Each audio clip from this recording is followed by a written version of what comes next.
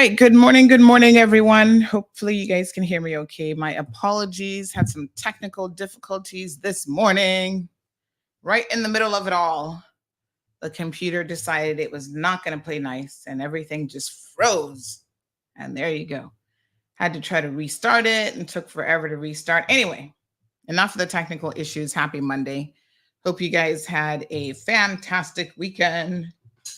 Something trying to throw our vibes off this morning. It ain't gonna happen. We're still gonna have a fantastic show. And look at that.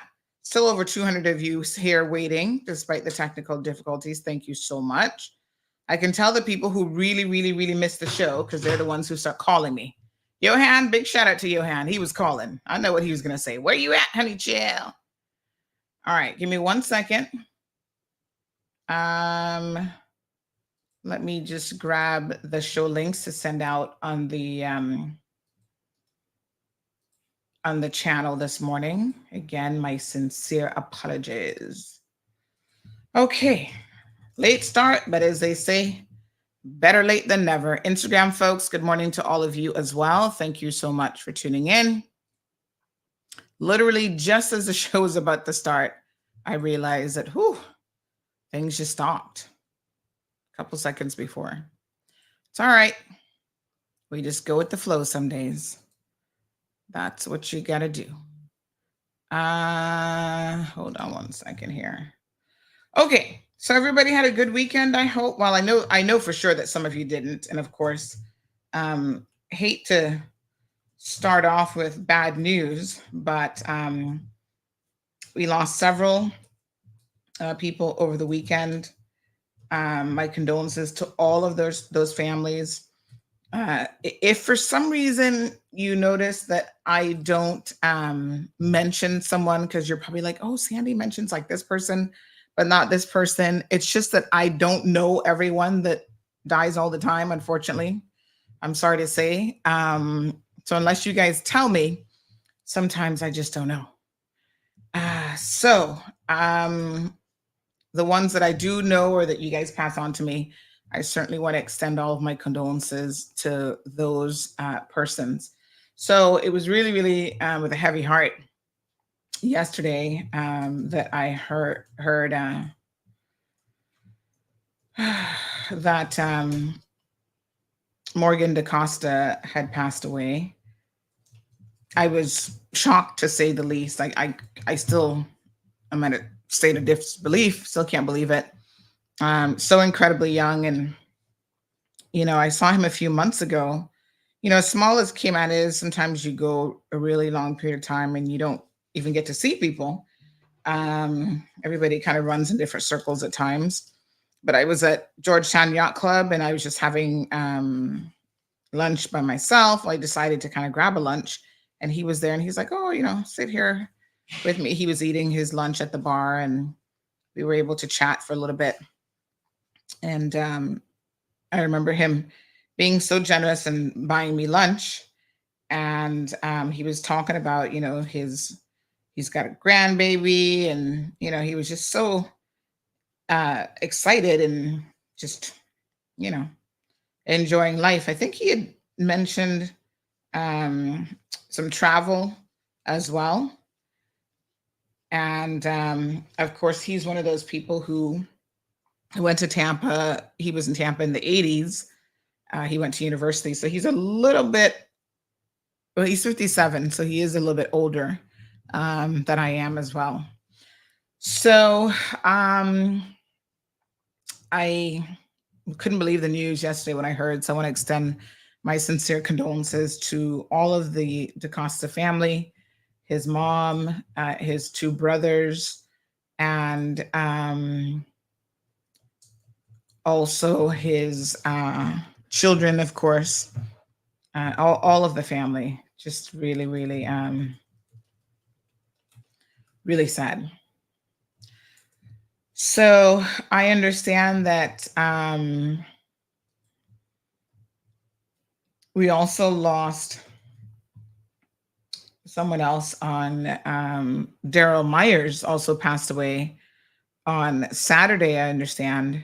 And of course, he was in Miami after having received an unfortunate diagnosis. I wanted to extend my condolences to his family as well. Um, so to the Myers family and all extended family. Oh yeah, yeah. Just so sad, really. Um, yeah. What to do? What to do? So yes, we are live now, folks. Good morning to everyone. So I was actually going to have a shorter live show. I've got some video content that I'm going to play for you guys, and I'll tell you about that in a little bit. So we're going to go at least until about 9:15, and then I've got some stuff for you. Listen, this storm, this hurricane that passed us last week before it was a hurricane, shockingly has caused over 100 lost lives, is what I'm hearing this morning.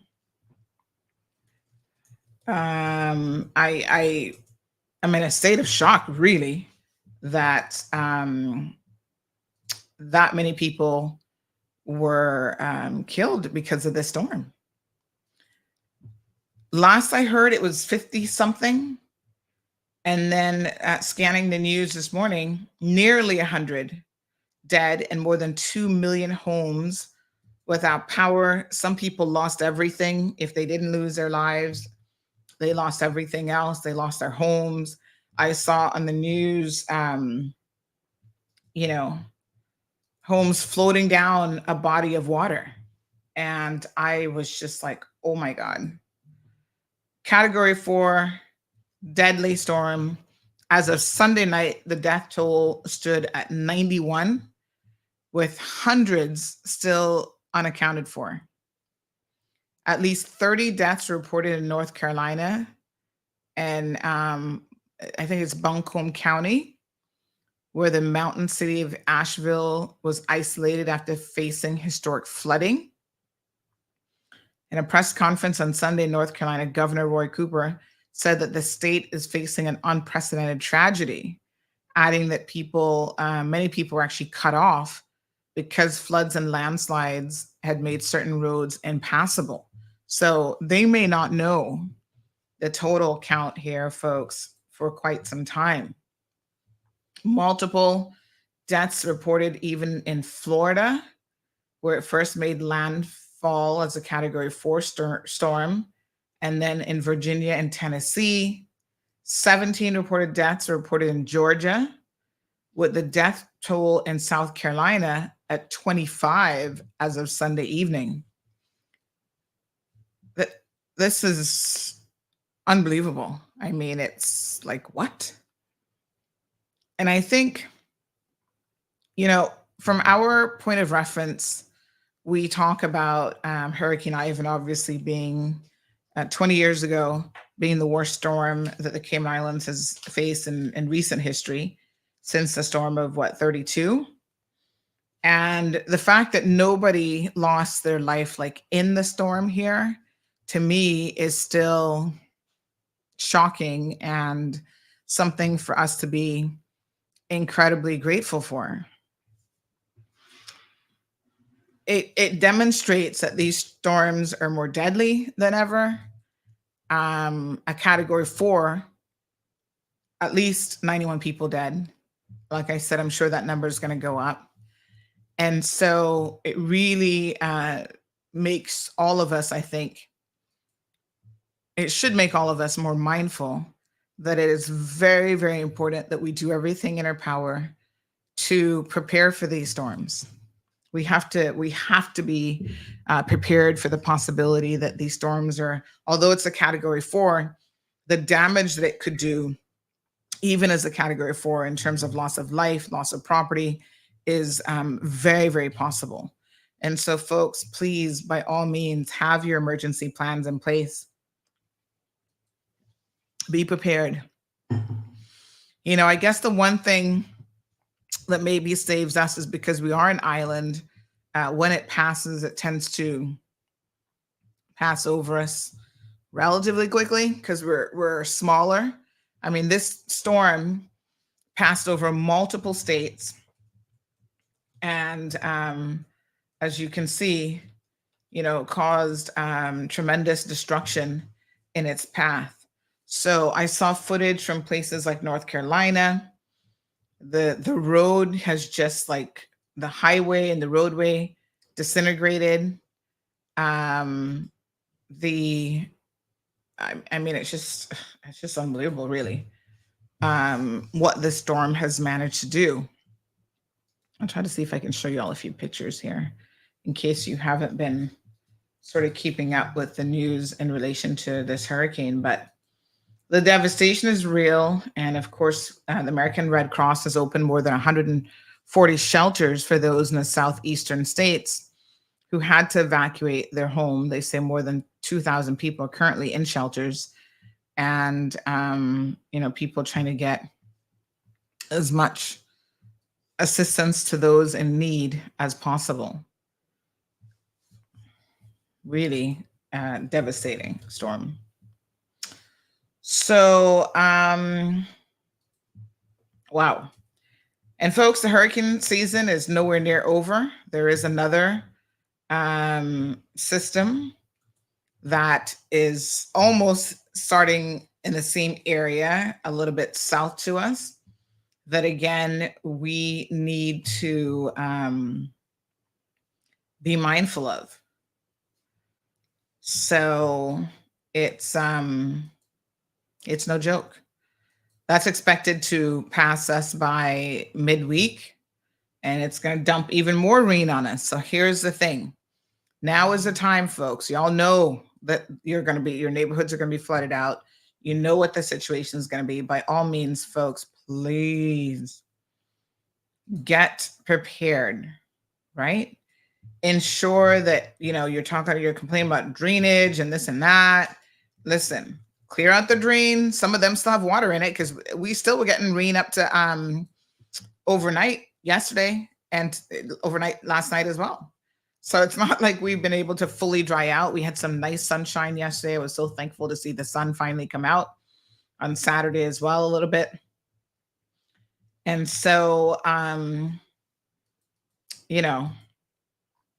would invite everyone to please prepare accordingly, because listen, we're already saturated.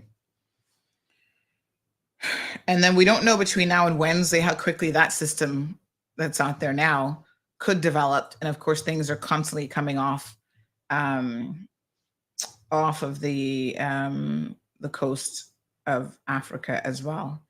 So total devastation for some parts of the U.S. And I'm just so quite shocked. I didn't expect for this storm to really do that. I still thought, yes, they're going to get, remember when we were saying ahead of the storm that they were looking at, what was the term that they used? Unsurvivable storm surge. I don't know what I was thinking in my head. I mean, everybody knows what unsurvivable means, but I think in my brain, I was kind of like, fancy words. They'll still survive it somehow. Like this isn't going to be a lot of loss of life. Like we always think, especially in the US, that, they'll be fine. They've got all the modern things in place, and, what could possibly happen to them? They've one of the richest countries in the world. They've got the resources, et cetera, et cetera. And this is why, again, folks, I think this is a real stark warning for all of us, no matter what resources you have. When a deadly storm comes barreling through, the loss of life is incredibly, just incredibly possible and likely these days as well. Johan says he's being bored by the topic. Sorry for you, Johan. When you get your own show, you can talk about something else. Everton says, in the state where I live, just rain, rain, rain, rain. Yeah, so pretty wild. Let's go ahead and get a little bit of an update. Again, I know some of you, you don't have access to a whole lot of news or TV sources. And every time I run into you guys, you're always thanking me for keeping you update on not just what's happening here in the Cayman Islands, but we're part of a much bigger world, folks. I wish it was just us in the world. So, no, maybe I don't wish that, but Y'all know what I mean. So here we go, folks. Some updated info. Morning, scenes of devastation across the southeast. From Florida to the Carolinas, Helene decimating towns and communities. Its death toll still rising. In Asheville, North Carolina, an unfolding catastrophe.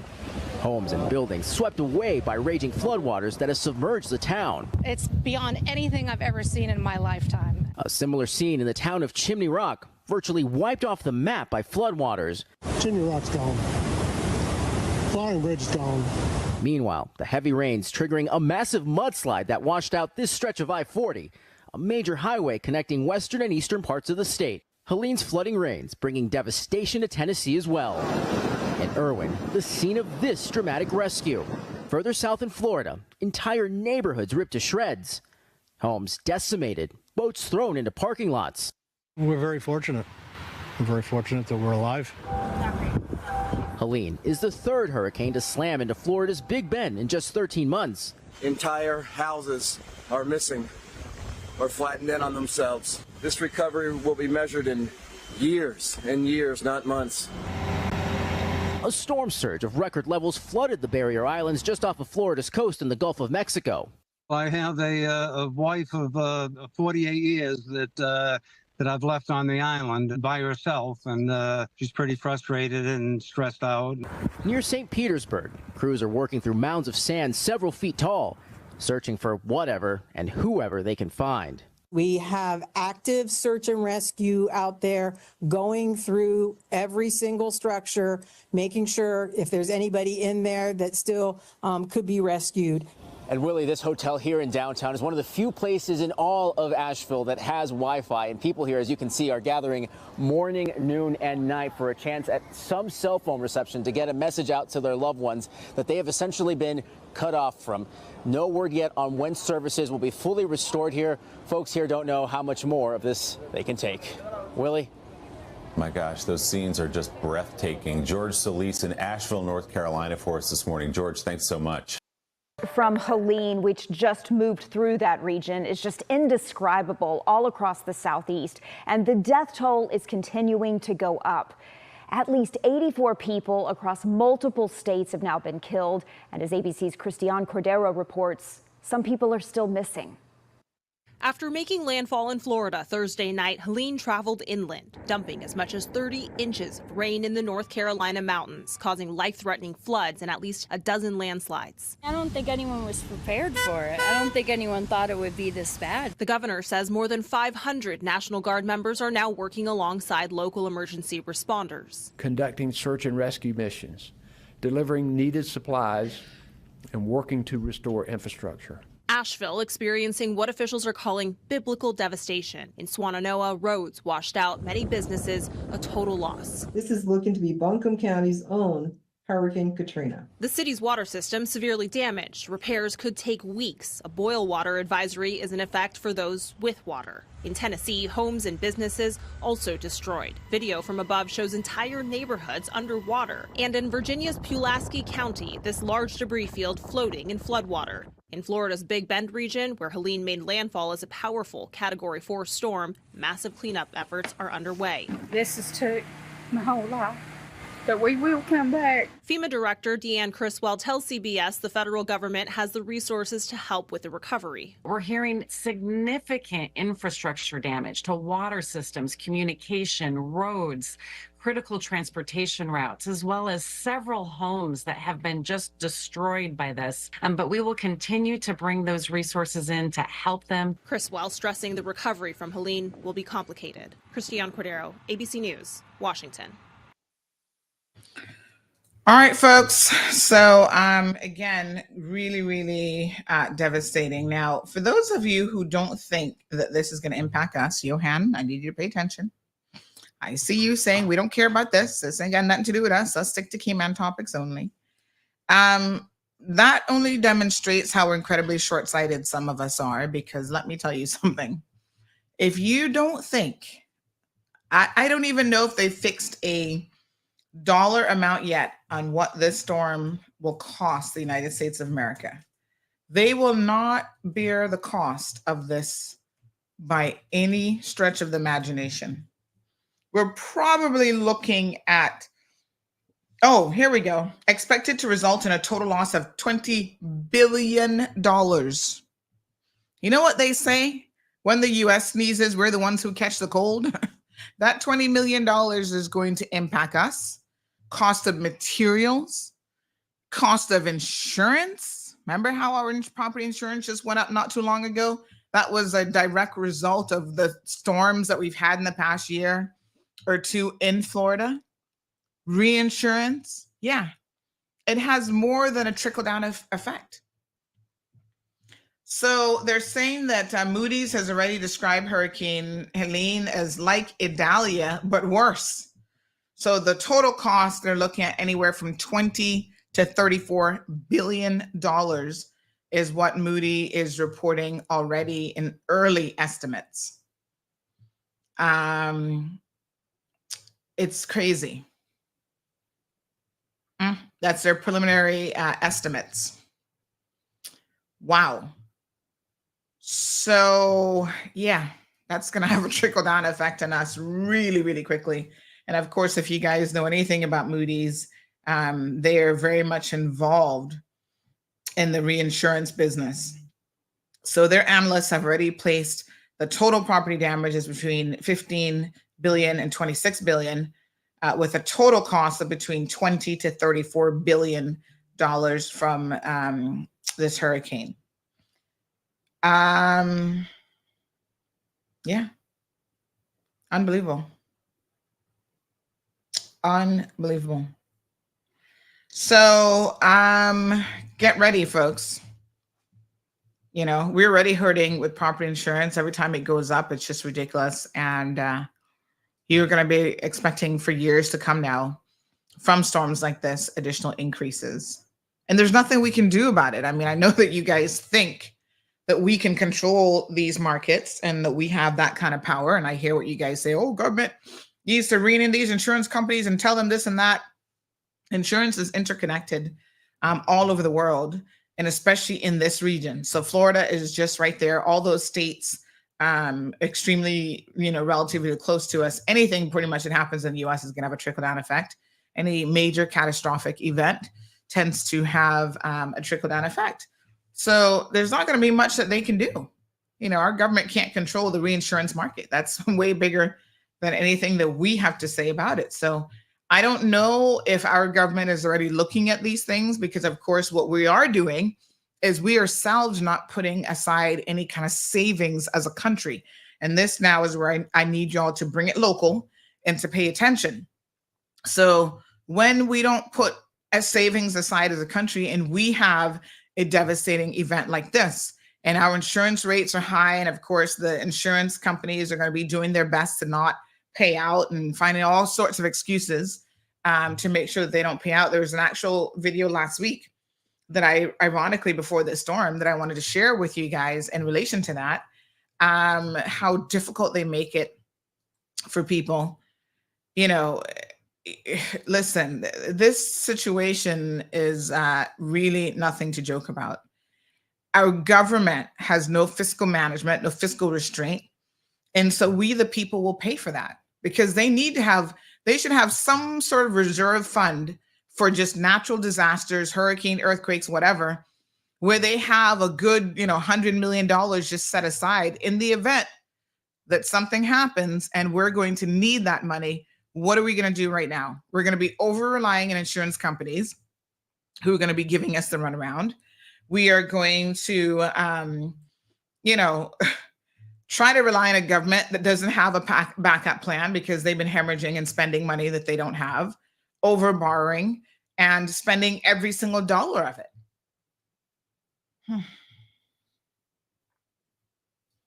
It's just unbelievable.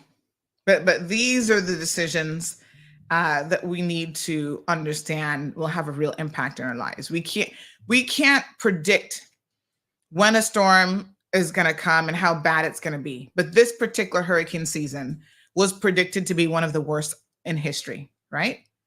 And on record.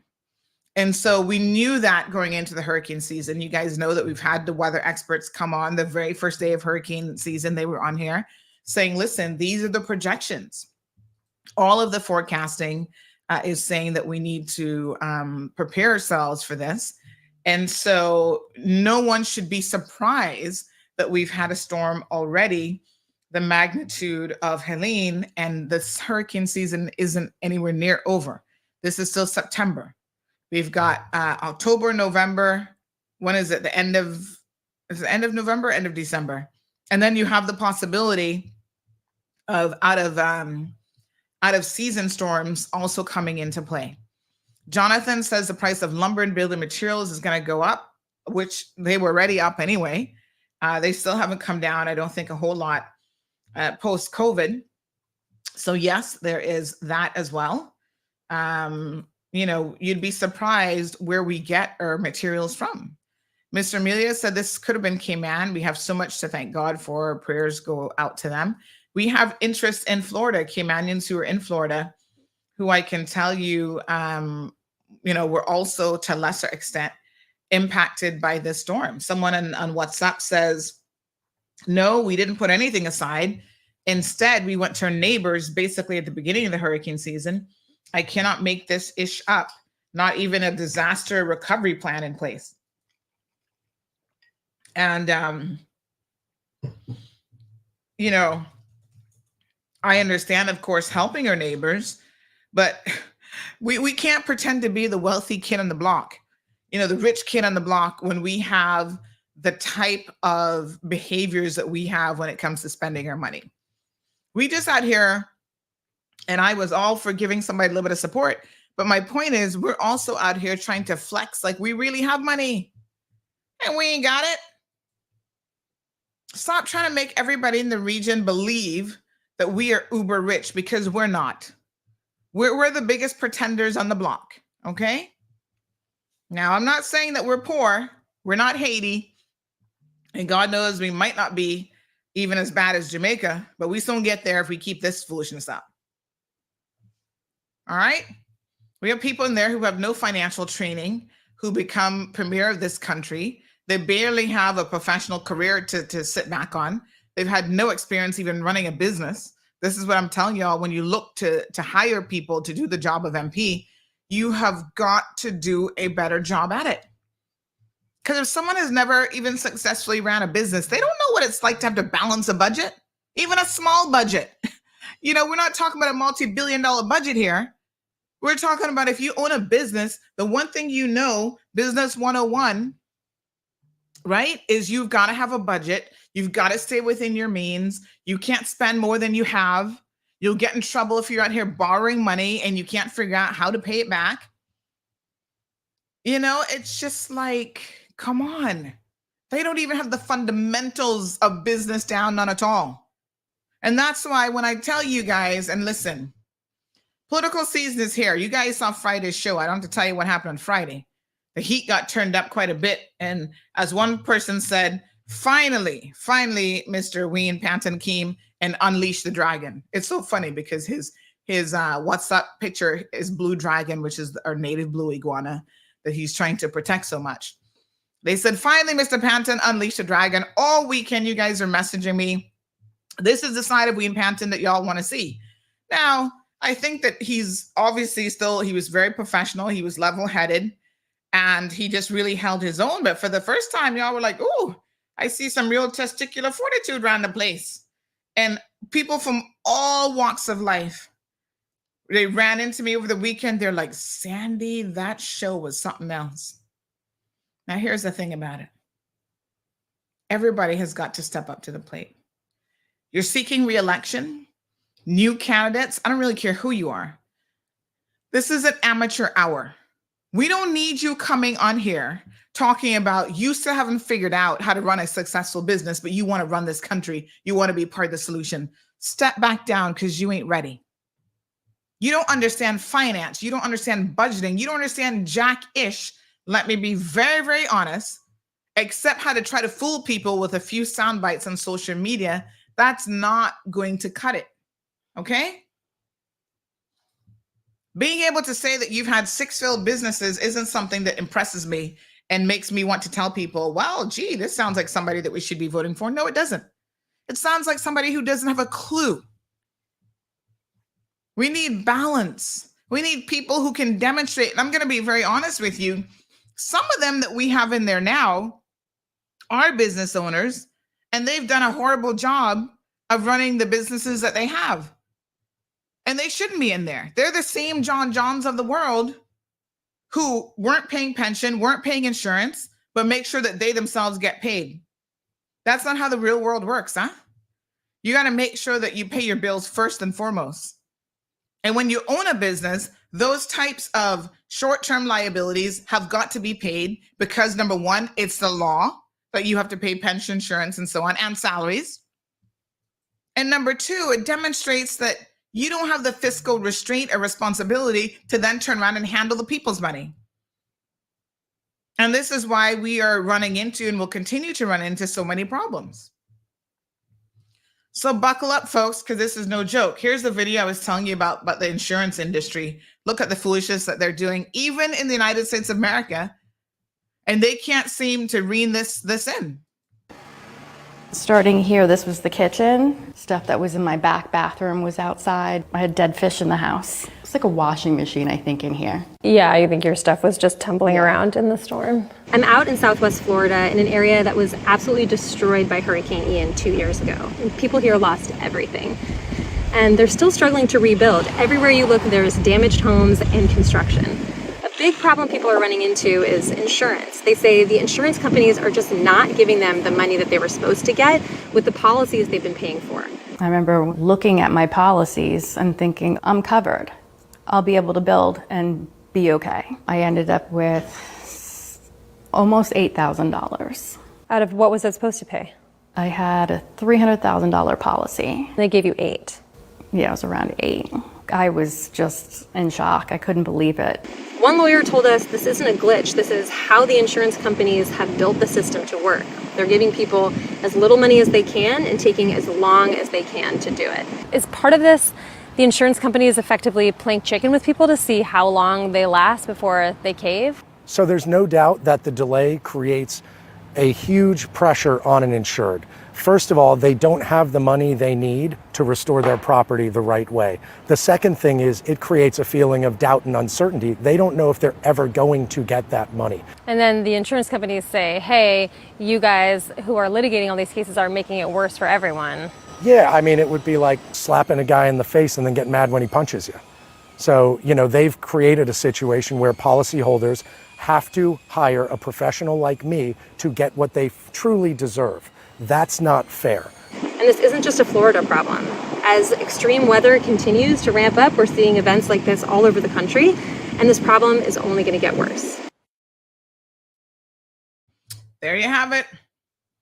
A problem that's only going to get worse. And I can't help but wonder how many of our people, our leaders, are paying attention to any of this, right? What does that mean for us? If they can get away with it in the United States of America with so much consumer protection, what says us here who have zero consumer protection, zero governments looking out for us? What do y'all think is going to happen? That poor woman got $8,000 on a $300,000 policy, and her shell of a home is still sitting right there. Oh my God. It's just unbelievable. Morning, Sean. John LaRue says it's going to be difficult for young home buyers to secure a mortgage with insurance rates so high. That's another reality, John. Thanks for reminding us that, of course, the banks require you to have different types of insurance, everything from life insurance to property insurance.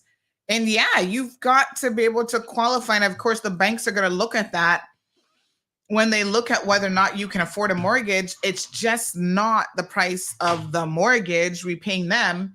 It's like, okay, this, you get your property insurance quotes. This is what it's going to run you. And then you have to forecast the increases that are going to happen over the potential life of that mortgage. So it's a noose that's getting tighter and tighter every single day, folks. And this is reality that everyone, to be quite fair, whether you're rich or poor, is going to have to deal with. And even people who are quote unquote rich, if they can't afford insurance, The only way they're going to get around this is if they already don't have to go to the bank for a mortgage, then they'll just take a chance and maybe, you know, have their own emergency fund set aside. But I can tell you for most people, they need to have insurance. Good morning, Miss Barbara, Miss Beulah. El Rey says September is the peak for hurricane season, so current should trend down now. It seems to me, El Rey, that it's only getting started now. It was quiet for a good couple months. I was wondering if the predictions were going to be wrong. Live Happy, good morning. Says the purpose of insurance is to provide coverage. So what's the point of paying for it if you can't utilize it when something happens? And then he says self-insured, thumbs up. Well, you can only self-insure if you do not have a mortgage attached to that. Because if you have a mortgage, the mortgage companies, the banks require you to have an insurance policy in place so that you can't self-insure. What a mess. Mr. Amelia says, this is the second storm that passed us by and destroyed the very next landfall it hit. We are blessed and highly favored. Well, I don't know. You can call it anything you want. She says, glory to God. Yes. Well, you can certainly call it that. And it's really more of a question of statistics. God, whether they say God favors the just and the unjust, our time will come again, just like it did 20 years ago. So it becomes a numbers game because our number is going to be up. So it used to be, the storm of the century. Now that's no longer the case. It's the storm of like every 20, 25 years, if you're lucky. Florida has had multiple disasters hit at different areas almost year on year. John says currently like 4,800 square feet under roof, and they want $28,000 US here. After Ivan, it went to 21,000, then down to 9,000, and now 28,000 before this season. My gosh, it's crazy. Strong Wilt says Julie needs to stop that school and save that money for hard times. She's going to take a book out of Alden's, page out of Alden's book where he says nothing but God could stop him from building that ill-fated school there, Clifton Hunter, which they still didn't do right. All sorts of issues with that school. Sean says, for real, a $50 million high school in Cayman Brac. And that's $50 million if she stayed within budget. And we know that that's not going to happen. Strong Wilt says that silent rivers run deep. Don't mess with Mr. Panton. Aliano says Friday's show needs to be archived. Don't worry, they all are.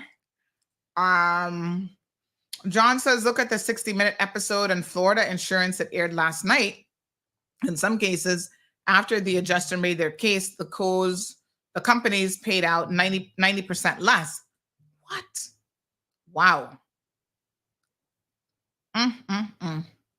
Everton says the reason why the insurance company mismanaged the client money, so when it comes time to pay, they don't have it, so they're playing games.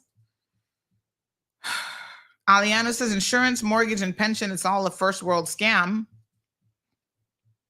Live Happy says insurance is a scam I never believed in. Well, you don't believe in it until you need it. Trust and believe me. You don't have to believe in insurance, but the day that you need it, the day you have a catastrophic event, whether it's a health event or even, property insurance, which we're talking about here, or even life insurance, you're going to be glad you had it. Yes, you might pay for years and never need it, but the one time you need it, if you didn't have it, that's when you feel and understand the power of money. We can live in a world where y'all don't want to believe in the capitalist system and nobody wants to believe that money runs the world. You have those choices to believe whatever you want, but the reality of it is that we need these things, kind of whether you like it or not. El Rey says we have CMR. Oh, Lord. I'm just trying to bring y'all information that hopefully you guys can act upon because there's just so much stuff happening out here. It's crazy. Strong Wilt says dog is going to eat our supper then.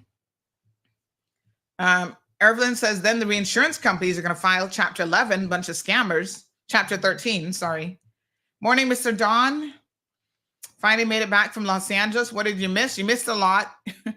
Good thing you can go back and watch all the shows online. Jonathan says, El Rey, you gonna build house at Brown is or what? Oh, Jonathan. Marshall, you're in North Carolina. How did you fare? I think it was South Carolina that got the brunt of it, but how are you? Diamond Princess says there's 11 more named storms that have not formed, which means that we have to keep vigilant. Thank you so much. Morning to Paul, joining us from Bermuda. Damien says banking is a Ponzi scheme. Again, you can call it anything you want. But if you don't have the money to do your own stuff and you have to go to the banks, then it is what it is. And it is, I mean, they're using the people's money. Obviously, it's a system of loaning money with people's money. But what's the alternative? What are you going to do? And when you go borrow money from them, you know, what can you say? All right, somebody reporting on a non-Caymanian has no work permit or nothing, fighting against Caymanians, working on a construction site. I got you. I will forward the information on to the necessary individuals.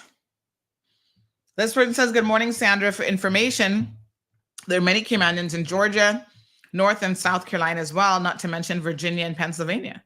I mean, listen, we can't be so small-minded that we only can think about just our little square mileage here, right?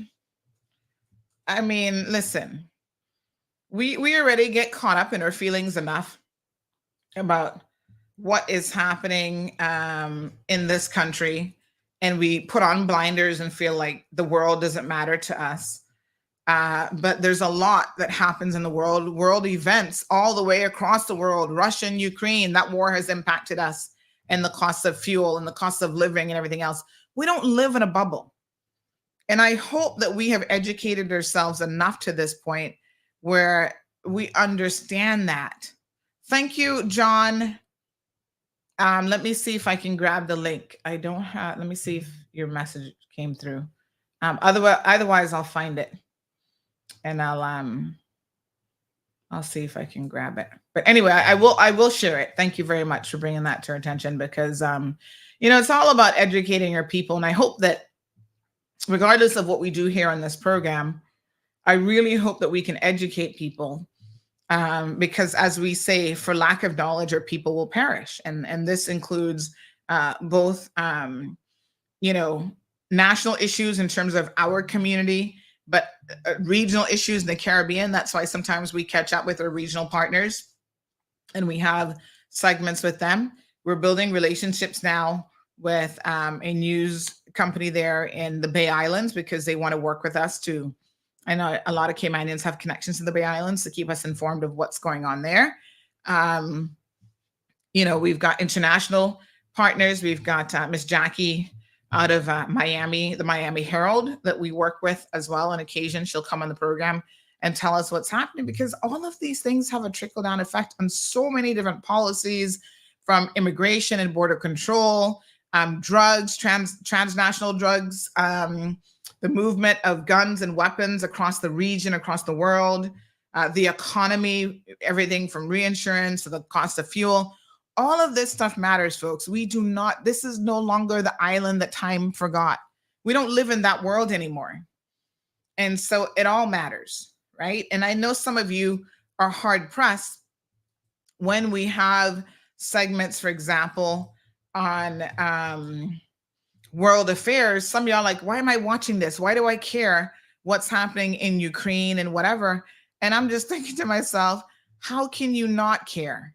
Like it demonstrates a level of ignorance that is shocking, if you ask me. I don't understand it.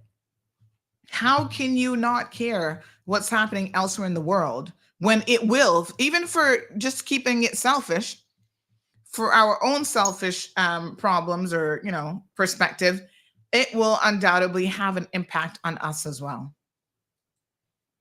Care, if for no other reason than that.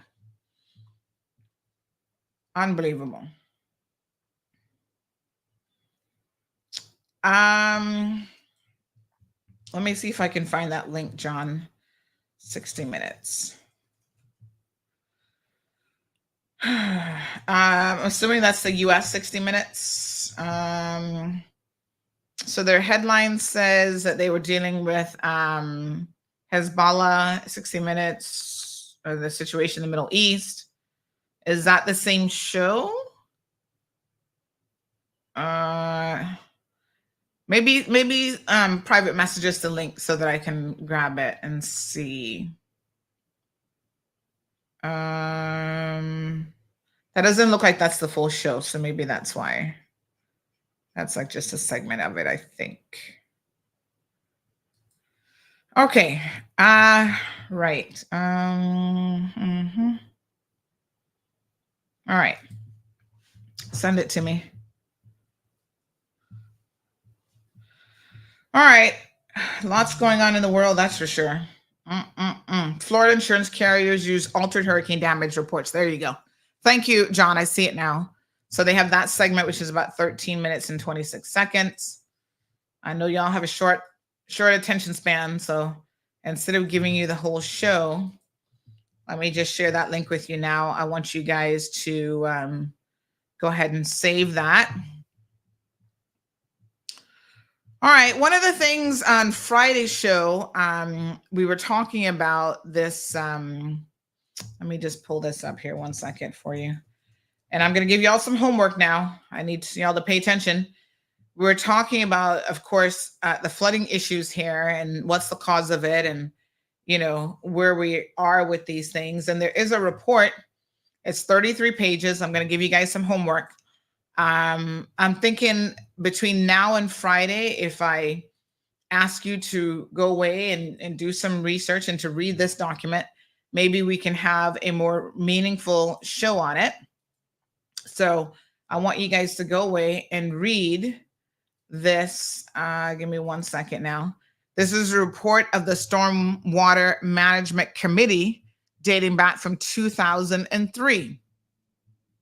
What year are we in, folks? 2024. And we have a report from 2003 that is 21 years old. So this is pre-Ivan. It hasn't been updated since then. And yet we had something, October the 9th of 2003. So I need you guys to do something for me now. This is where, you know, we kind of have a running joke about being in class here. This is where we need to make it real. You can't continue to have discourse in this country when you, the people, are willfully ignorant. Okay? We have to get past this now. Come on. Let me be very, very clear here. Willful ignorance is a sin. I don't know where it says it in the Bible. Those of you who are more knowledgeable in the Bible can certainly tell me. But I do know that the good Lord gave you common sense for a reason. And under no set of circumstances would he advocate people remaining uninformed and, for lack of a better word, stupid. Everybody should get where I'm going here, simply because you wish to do so. Now, if you have limited capacity to understand, that's one thing, huh? A lot of you don't have limited capacity to understand. You're just stuck in your own ways, stuck in your own thought processes. Well, my granny told me. And of course, your granny was a stormwater management expert. She was a policing expert. She was a detective extraordinaire. She knows who murdered everybody back in the day. Right? So my point is this. At some point, we have got to be willing to step up to the plate and learn, read, and understand. All right? So in order for that to happen, and this is how people are going to stop fooling you as much as they do, because when they come forward with solutions, supposed solutions, and their little sweet mouth start talking to you, and you're like, boy, you know, they sound good, you know? That sound pretty good. What do you think? And I'd be like, what a hot mess. All I hear is a lot of nice words, but no real solutions. In order to move the needle forward in this country, folks, we have got to do more to help ourselves. We can't leave it entirely up to the elected officials of this country, because God knows some of them ain't got no sense either. Some of them are impractical in their approach. They're leading us wrong. So here's your assignment between now and Friday. Is that enough time to read 33 pages? I'm not trying to wear y'all out, because trust me, I myself have jumped back into the student pool, starting my little course. I sent off my little fees last night. So I'm, going to be taxing my brain a little bit more, but I can assure you that the brain is the least of your worries. The brain has a lot of capacity to take on things, right? So I want you guys to read this report. Now, I know what you're saying, but Auntie, I don't have it. Hey, don't worry, honey child, I got you. Because I believe that everyone should have access to information. Okay? The sharing of knowledge is something that we should all be willing to do with open arms. No one has a lockdown on information and knowledge. That's why I don't like when people be trying to hide stuff from you guys. I'm like, why? You don't trust the people to be able to come to their own conclusions? That's interesting. So here's how it's going to go, folks. We're going to step up our game as people in this community. We're not going to overly rely on other people to tell us what to do or even explain to us why they're doing certain things. The politicians are not the experts. They're supposed to be relying on the civil servants. And if the civil servants don't have the expertise, then they need to outsource it and get the necessary expertise in different things. I was talking to someone over the weekend, and they were saying to me how one of the reasons why certain things have taken so incredibly long, even with like what's it called? The EFPs? No, I know. No, my lips are saying one thing, but my brain's telling me that that's wrong. Anyway, it'll come to me in just a second. Hold on. It's going to come to me.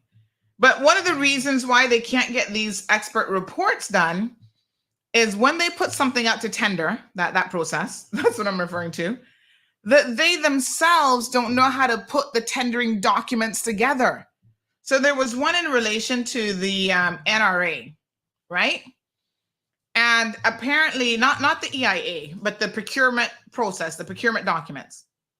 And it turns out the EFP for the procurement process, that the NRA didn't know how to do it. They didn't know how to approach it. And I think it might actually be in relation to this, this water management thing, right? So they didn't know what to put in the documents because they themselves don't have the level of understanding. Well, here's the thing. If they don't have it, and I mean, okay, this might make us question certain things about the management of the NRA, but everybody has to learn in a professional capacity. And if you don't know how to do something, you have to have the resources or be able to tap into the resources to find someone who does. Because here's the point. Nobody knows everything. That's a basic premise that we can operate from, right? We all go through a process of learning, relearning, and redeveloping our skills. Whatever I don't know, I must be able to go out there and find somebody who either knows it or who knows somebody who knows it or knows somebody who knows somebody who knows somebody who knows it. You understand what I'm saying? It's basically the rule of 7 degrees of separation, 6 degrees, I don't care how many degrees of separation. Someone out there knows something that you don't know or that you need to know. And you can leverage that. You can leverage your connections in the industry. Now, the NRA has people that they utilize. Mark Scotland, as far as I know, I stand to be corrected, But as far as I know, Mark Scotland has had for many, many years a consultant contract with the NRA. Remember, he used to be the NRA head. So he went into politics. He left politics. He went into politics. And now he owns his own company. And through that company, he's the managing director, it says here, Advanced Road Construction and Paving. Through that company, he actually provides consulting services to the NRA. And I'm sure that does not come at a cheap price. So basically, whatever Mr. Howard doesn't know, who's head of the NRA, he should be able to, go back to Mark Scotland, who is a consultant, and say to him, Mark, you were, director of the NRA for donkey years. I don't know how to do this. What can you tell me? He's been, he's had his own management company now for over 11 years. So what resources do you have that we can leverage if you don't know it? So there's a lot of government agencies, and the NRA happens to be one of them, who keeps people on and have brought them on as consultants, and they get paid a monthly salary just like they are working for that organization. So, I mean, you'd be surprised how many of them exist. I'd like maybe the Auditor General to do a report on that. Check and see how many of these agencies, NRA, Public Works, HSA, I don't know who else, has these consultants on board who get paid a monthly fee, and see exactly who they are and what it is that they do. Because if Mr. Howard doesn't understand how to put together procurement documents, why doesn't Mark Scotland know how to advise him on that? And if Mark Scotland doesn't know how to do it, surely Mark Scotland has the resources to be able to get somebody to do it. Now, the reality of this is that everything also has a shelf life. I'm just telling y'all some basics of life here, right? Everything has a shelf life. So this document is now 21 years old. You know the changes that have happened in the Cayman Islands in the past 21 years? First of all, we had Ivan. Ivan alone could have rewritten what we understand and what we know about our own stormwater management system. We talked about a committee in here that was put together. And what has happened with this committee? They put together this report. And I'm sick and tired of the government putting together committees and taking reports on board. And then they end up wasting people's time and absolutely nothing comes of it. Why is that the case? We've seen it recently with immigration. We've seen it recently with minimum wage committees. What other committees has this current government put in place in the last 3 or 4 years that is generating reports that nothing comes of the report? Why? A lot has changed. Damien, good point. Population, traffic, infrastructure has all increased in change. He says, what a waste of money and time. So we have a 21-year-old report that we did nothing with. But here's the good news. I hope that that means that at least we have a foundation of how to approach redoing and updating this report. Maybe we don't need to start from scratch, right? You don't have to read, again, life lesson here. There is no need to reinvent the wheel. So if we've done it before, we can put this back out to tender, get this document updated, and then hopefully be in a position to pull the trigger this time. We cannot continually pump out these reports, waste people's professional time and energy, and then nothing comes of it. It's just absolutely ridiculous. So your homework, folks, is to go away before Friday's show and read this document, and then I want us to discuss it because I thought it was interesting. I know we lost a little bit of time with the back and forth with Minister Bryan and Premier Panton on Friday, because I wanted to get into what are some of the proposed solutions, right? We know that there's a problem. We understand the problem. We know this report has been out there floating around for 21 years. What now are the solutions that we should have been looking at all of this time? And are those solutions still viable in any way, shape, or form? But Miss Brenda, good morning. She says, and excessive development. And of course, development changes everything when it comes to your stormwater management. Wow. The one takeaway, though, from Friday's show was the fact that nobody wants to take responsibility for this project, for implementing it. And that's unfortunate. So we have two agencies that seem like they're logical in a way, planning and CPA. I mean, planning/CPA and the NRA. The NRA is saying it's not really them because everybody thinks it's road works or whatever, but they're saying, no, we don't want to do it. Ain't got nothing to do with us. And then, of course, the CPA doesn't want to do it because they're like, oh, yeah, well, we feel like people get upset with us enough already because we're requiring so much of people in order to get projects approved. Well, somebody's got to do it. So what are we going to do? Create a whole new department? The storm wastewater management department? Because nobody else wants to do it? Come on now. It seems logical that it's probably a combination of a role between both the NRA and Public Works, right? From the perspective, not Public Works, my apologies, the NRA and the planning/CPA. Because when you look at projects, big development projects, you've got to take into consideration what the stormwater management plan is before you can approve, because as we've heard, projects even a mile away from you can have an impact on how the water is going to flow into your specific areas and your neighborhoods.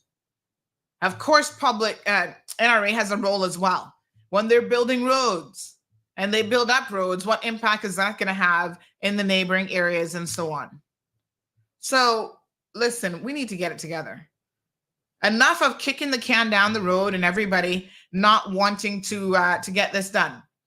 So I'm going to put the report. Thank you so much. RFP was the one that I was looking for earlier, the request for proposal. Let's go ahead and put the report in the channel. Okay, I'm going to share it. Over 840 viewer in the channel. I will, does it not allow me to attach documents? It says photos and videos. Oh, all right. Let me give you a Dropbox link for it. That's interesting. So channels don't let you share documents. Okay. Let me give you the Dropbox link in the channel. Please read this by Friday, and then let's try to go through it and see if we can make some sense from nonsense out of it, okay?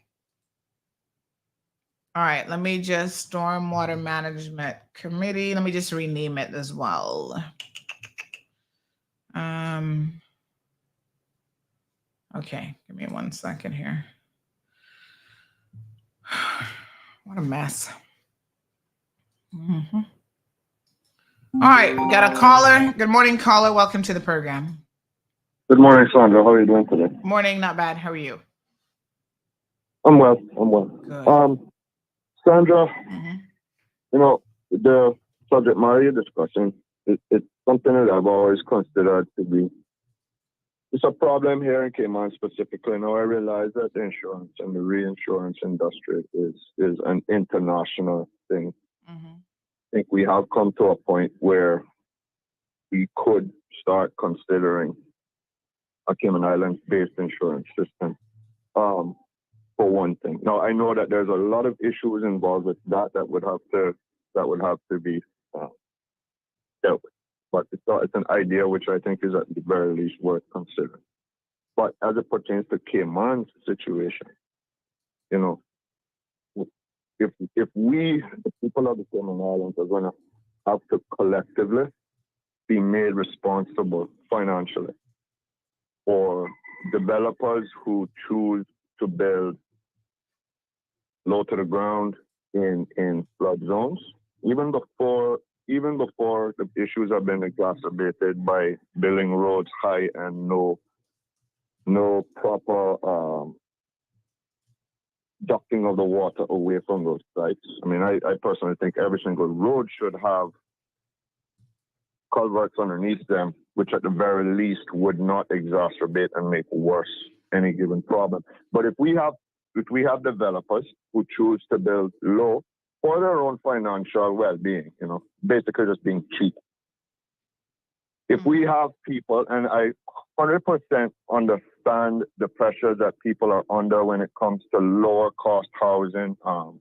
We can talk about places like Swamp. We can talk about places like areas of Windsor Park. We can talk about areas in Newlands and elsewhere where this is all low ground, swamp ground, whatever terminology you might want to use, built low to grade in a flood zone.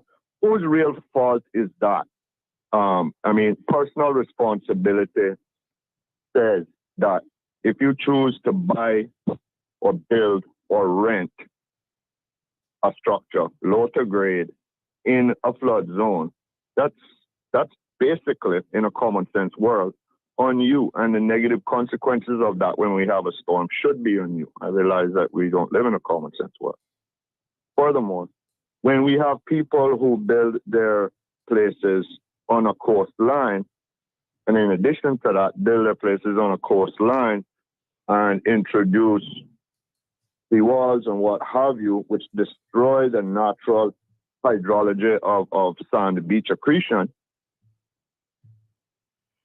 we now have a situation in Cayman where people are literally talking about taking Cayman Islands taxpayer money and replenishing a beach.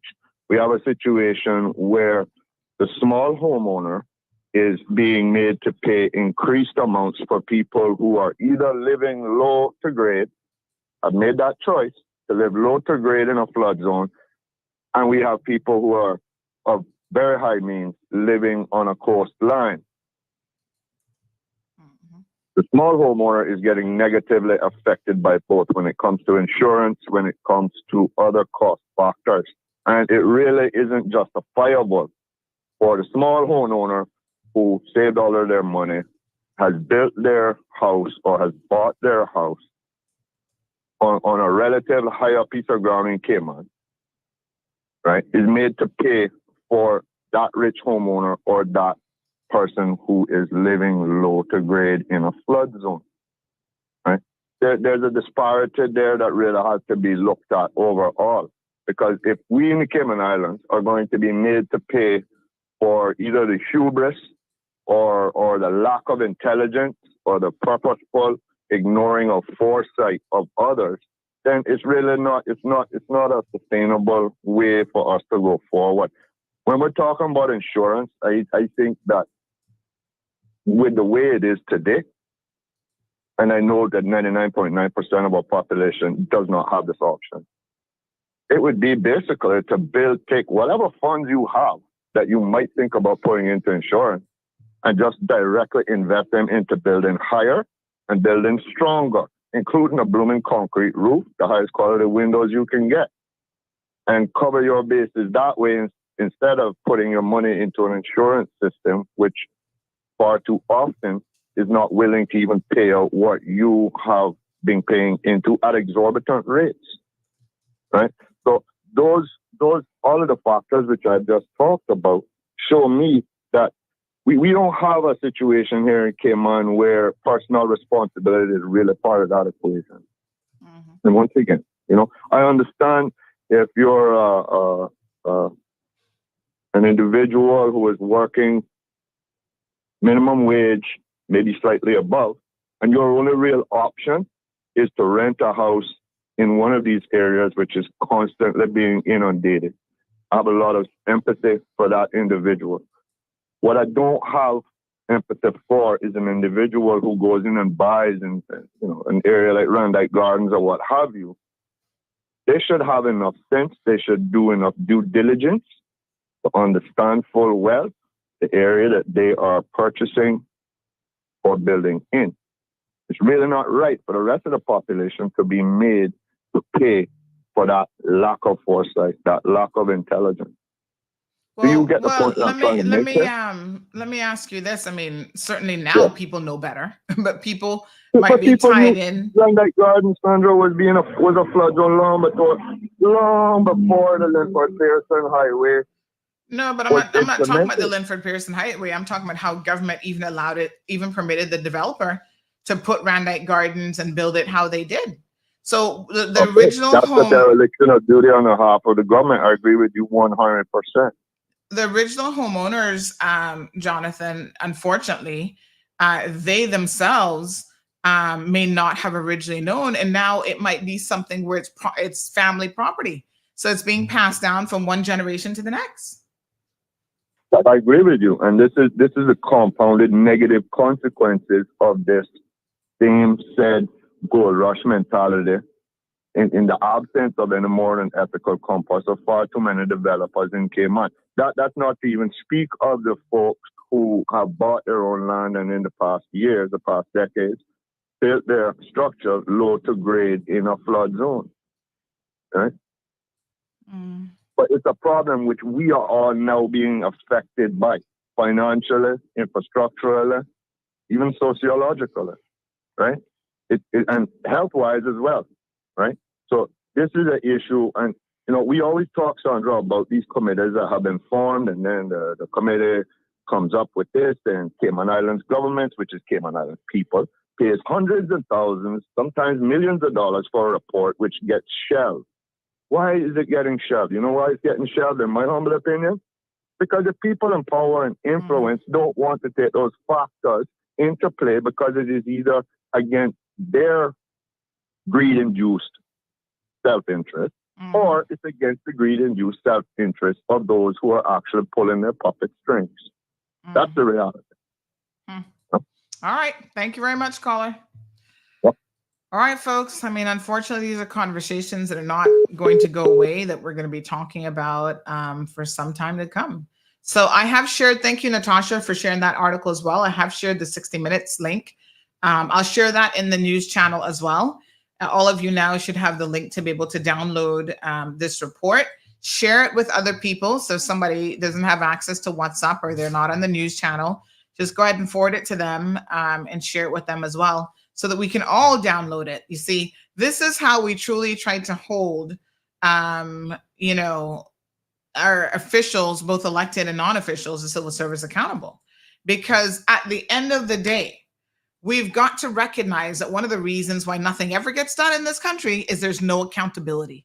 We all talk about it. We love that fancy word. It's like the word of the decade now. Accountability, accountability, accountability, but we don't actually hold anyone accountable. It's one thing to say that we're going to hold people accountable, and it's a whole other situation to actually do so. How can we hold people accountable if we don't even know what's going on in our own communities? If we're not doing the requisite work, if we're not reading, if we're not educating ourselves, how are we going to have any accountability, right?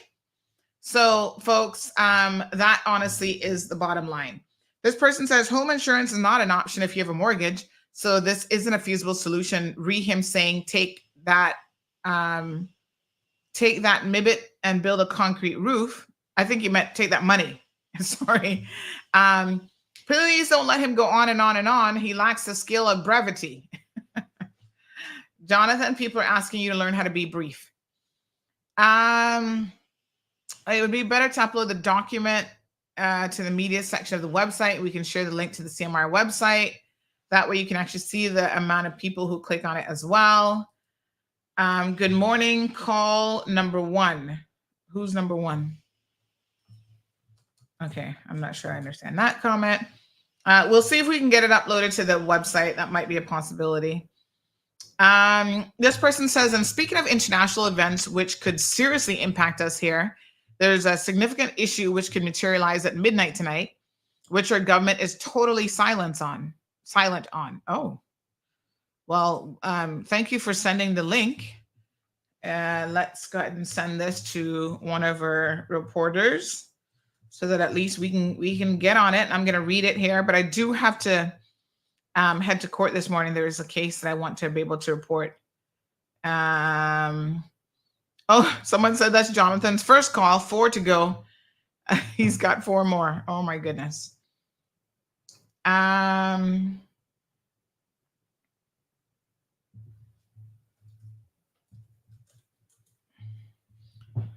Okay, so we can't vote for people who don't run for office. Unfortunately, the caliber of people we need, for the most part, stay away from politics. What do you think?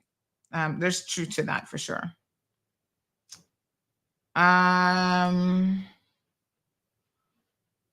Oh, okay.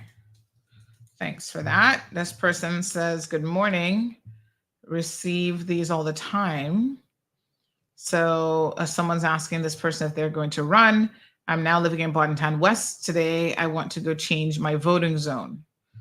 Well, clearly those of you who are being asked to run, it's a very serious decision that you yourself have to make. I mean, I do understand that it's a sacrifice. And I mean, running obviously doesn't mean that the people will see your value and necessarily vote for you either. So there's always that bit of a conundrum, and that we keep electing people who are not worthy. Like I said, unfortunately. Contents doesn't have deductibles. Correct me if I'm wrong. I think you need to look at your individual policies, but I'm not really too sure. Johan and Jonathan seem to be having a bit of a tit for tat in the comment section. I'm going to ignore those comments because we have to focus on the more important things surrounding us. Men, get it together. This isn't the teenage hour. We'll eventually give the teenagers their show.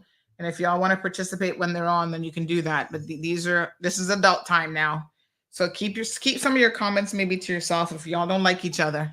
You don't have to like people, but this probably isn't the platform for it. Ms. Brenda says the way we came managed are treated when we make a claim, the entire amount should be put in a savings account used when needed. Yeah, I mean, unfortunately, most people are not very good at saving, Ms. Brenda, so there's always that bit of a issue as well. Good morning, caller. It's me. It's Johan. How's it going? Hi, morning, Johan. How are you? When you were late this morning, I thought they might have finally fired you, so that's why I called to check on you. But I don't work for anybody else, just to be clear. So you sit up there. Somebody always works for somebody, and you need that radio station. So behave yourself before they unplug you. Well, yes, and that's why I'm getting my own station. But thank you for the feedback. You're getting your own station. Well done. Yeah. Well, I mean, that's the plan. That's the plan. Well done. That means we should be able to go have extra time every day. No excuses. Question or comment?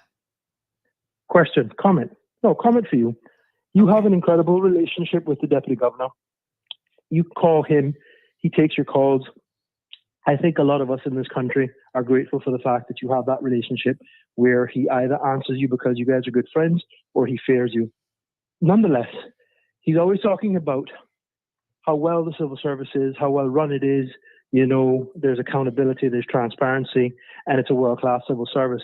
Yet report after report after report after report, some going back as far as 10, 20 years, speak to some of the issues that we're addressing today.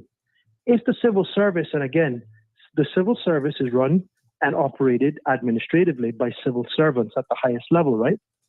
So it's important that we distinguish between the elected officials and those responsible for carrying out the administrative work that are written in these reports. If everything is so dandy and great in the civil service, and don't get me wrong, there are some outstanding civil servants, but there are many at the top that basically are there because it's who your daddy is, who you know, or some other criteria that none of us can understand. But the point is, when you have a storm management report that goes back 10, 20 years, and nothing is done on that for 10 or 20 years, you can't blame no minister, and there have been successive ministers. So what in the hell are the civil service doing? Why aren't they actioning these issues? Why aren't they addressing the fact that we've known since the beginning of time that there are flood zones in Cayman, that Grandite Gardens specifically should not be a place where you encourage anybody to build unless they are building up, because for all of the reasons that we know about, and every time it rains, it happens. So my question is, Auntie Sandy, the next time you have the deputy governor on the phone, and I know he's a good friend of yours, as am I, please hold his foot to the fire and hold him accountable and ask him, if everything is so dandy and everything is so good, how come we can't get basic recommendations that come out of multiple reports enacted to help protect the Caymanian people, their property, and their way of life? Because we're going to have more rain, and guess what? The same problems we had last week, we're going to have again. And it's going to be written in another report, and those people are going to still suffer and struggle And I would like to think that there's only 35,000 Caymanians here. Everybody else seems to be on a work permit or working towards PR. But if for 35,000 people, we can't protect them and actually enact the recommendations in the report, what are we doing? What are we doing as a country? What are we doing as a civil service that is apparently world class? That's my question. All right, I will certainly send him that question. And for the record, Franz Manderson and I, because somebody just said this is news to them. They said, when did you become buddies with France? I don't know anything about that. That's your hand being facetious. I think his point is that the deputy governor does seem to at least answer the phone when I call. But I suspect he probably answers the phone for a lot of people. So we can certainly ask him the question. And it's something that I've advocated for quite some time, which is to have the deputy governor on the program on a regular and ongoing basis so that he could answer these questions that you, the people, have about the civil service and the performance of the civil service. Now, he, for maybe more reasons than one, hasn't really taken that on board. And some agencies themselves have seen the need to do it. Others haven't, but it's something that would also benefit them. If they want to have a world-class civil service, and they claim that they have a world-class civil service, what's the issue with letting us, the people, be able to see it, know about it, and also ask questions and potentially even critique your civil service when we say, hey, the service that we're getting isn't world-class and we'd like to know why in specific areas. So transparency and accountability, again, shouldn't just be words that come out of our lips, but it should be a way of life and something that we implement on an ongoing basis. I know that he was willing to do it. Of course, we know sometimes that the civil service is, influenced, if you will, by the elected arm of government. And I think this elected arm of government has made it very, very clear what their position is. And in fact, if you guys will remember, the premier of this country actually got up on a session for senior civil servants and actually basically told them, don't engage with this platform, which means that she doesn't want them engaging with the way that the people are engaging, and to reach the vast number of people that utilize this platform every single day. And when that type of messaging is put out there in the civil service, those of you, whether you're civil servants or not, should pay very, very close attention to it, because, it has an impact. Listen to what your MPs are doing. And although they claim that they don't interfere with the civil service, obviously there are times that it appears that they're seeking to do so. All right, folks, listen, I'm going to jettison off. The young lady is being sentenced today by the chief magistrate. This is the bartender at the Kimpton. I do want to be able to update you guys on this. I do have some important video here that we had shot a couple weeks ago that I wanted to share with you in any event. Watch this. This is, healthcare in the Cayman Islands is an area that has been reformed and transitioning in so many ways over the past 10 years. And Health City Cayman Islands has built a new facility in the Camana Bay area, which is now going to serve the western side of the island, West Bay, where we know the population growth has been tremendous in the past 10 years. So I really want you guys to pay attention to this. The interesting fact is this is the only property connected to Camana Bay, the only project connected to Camana Bay that the DART organization has actually allowed a private entity to come and purchase. So where you see Health City Camana Bay located, that is actually owned by Health City. That's not like even the grocery store. DART owns that property, but they've allowed Foster's to build a grocery store. And obviously Foster's owns the grocery store, but y'all know land takes building any day of the week, right? So obviously they have contracts in place and they have leases and all sorts of stuff that I'm sure enough lawyers have looked over. But this is a very unique situation because the DART organization saw the benefit of having a healthcare facility connected to Camana Bay. Now, some of you saw an announcement a couple of weeks back where they're also building a medical, it's more from what I understand, it's going to be like a medical building, but more like we're smaller physician offices can have like office space in there. Even Camana Bay Health City, my apologies, would have some space in there. Smaller physicians who just need a small consulting room or whatever. And it's almost like a medical hub that is now going to be right next to the Health City Camana Bay location, between Health City Camana Bay and the school, right? Even CIS, Camana International School, that is DART property. DART built the school, in conjunction with the owners of the school, but that is still very much their property. So folks, have a look at this. I think you're going to find it very, very interesting to see the technology, the design, everything that has gone into the Health City Cayman Islands Camana Bay location. This is just our initial in-depth tour of the facility. We're going to be doing more as they open up different areas. We're going to be doing staff interviews. Like, we have a whole series that we're going to be rolling out to really educate the people on what is available at that facility, because again, it will come down to your decisions on where you want to go for medical care and what options you have available to you.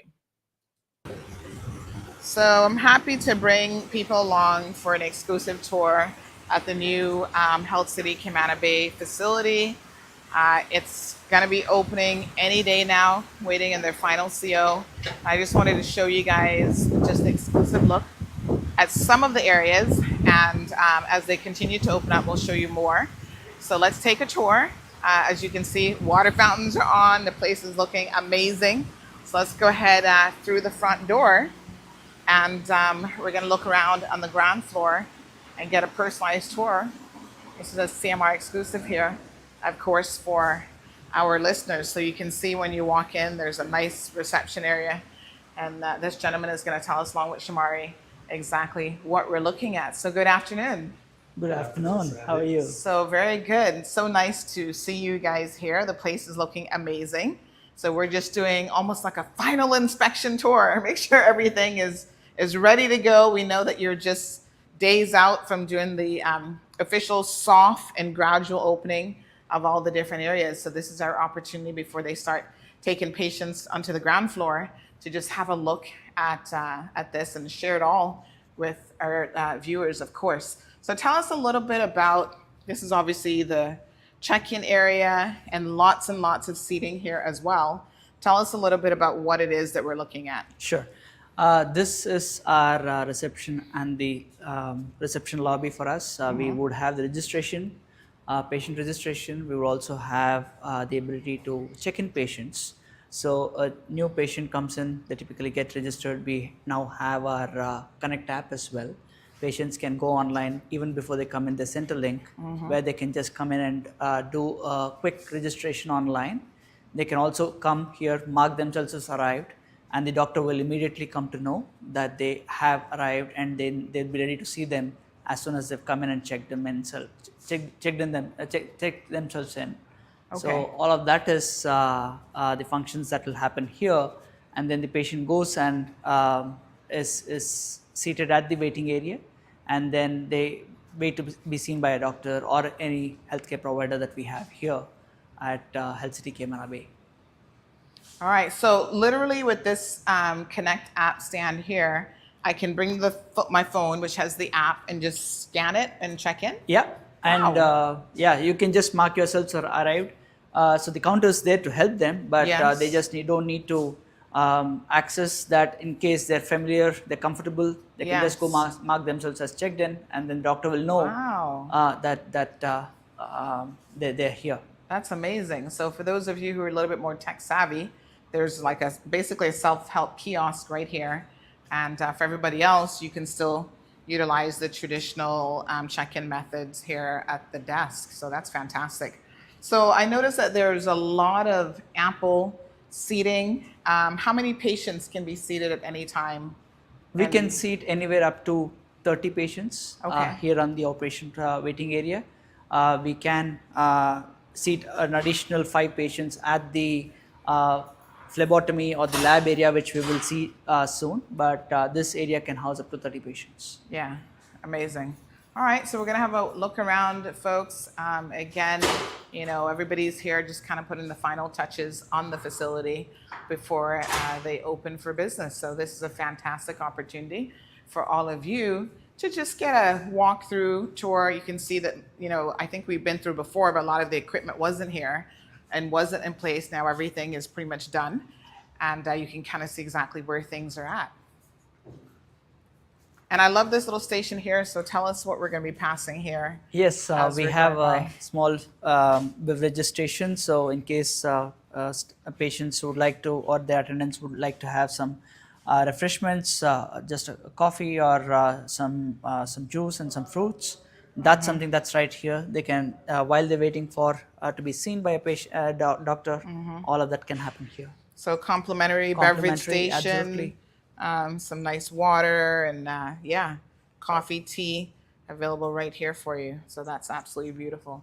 And more than ample seating here in this main sort of waiting area as well on the ground floor. Now I noticed that one of the things that is amazing is what has happened with the outdoor space, which there's a lot more of, I feel like, at this location. It's very integrated on this first level, and eventually we'll see that there's some on the upper levels as well. But people could even kind of sit outside and enjoy some fresh air also. Absolutely. So we have both seating in this area outside.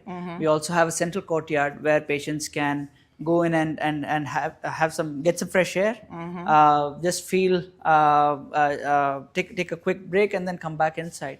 So, but both areas are designed for patients and attendants to feel relaxed, feel comfortable, and also enjoy outdoors as much as they can, and then be stationed indoors as well.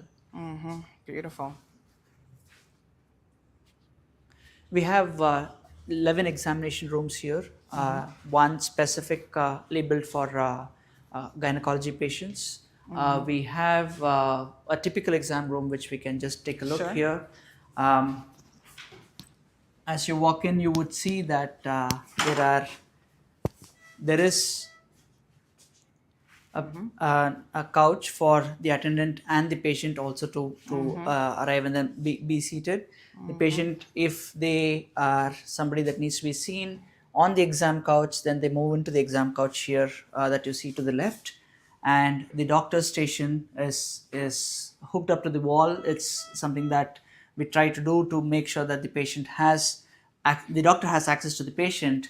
It's not something that keeps the patient closer to the doctor, and the doctor has movement to access both the attendants as well as the patients while they're talking to them.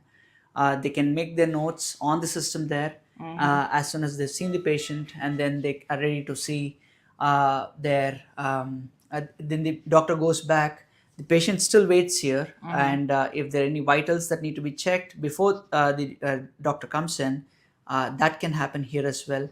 And after the doctor has left, any specific post consultation items, like it could be checking their insurance benefits, or it could be checking any of those things that relate to their clinical advice that's been given by the doctor. All of those things can happen right here. The patient is at the center of the care here.